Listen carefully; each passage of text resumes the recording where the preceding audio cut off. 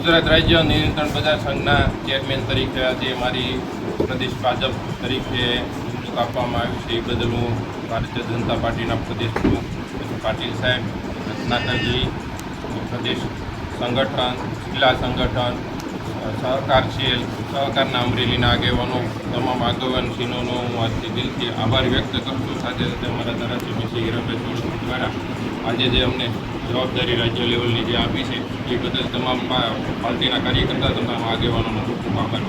ગુજરાત નિયંત્રણ સંઘ બોર્ડના ગુજરાત રાજ્યના ચેરમેન તરીકે આજે જે જિગ્નેશભાઈ પટેલની જે નિમણૂક થઈ છે, આ તબક્કે હું ખૂબ ખૂબ અભિનંદન ભાઈ શ્રી જિગ્નેશભાઈને આપું છું અને સાથોસાથ આભાર પણ માનું છું. પ્રદેશ પ્રમુખ ભારતીય જનતા પાર્ટીના સી.આર. પાટીલ સાહેબનો અમે આભાર માનીએ છીએ. રત્નાકરજીનો અમે ખૂબ ખૂબ આભાર માનીએ છીએ. મુખ્યમંત્રીશ્રીનો ખૂબ ખૂબ આભાર માનીએ છીએ.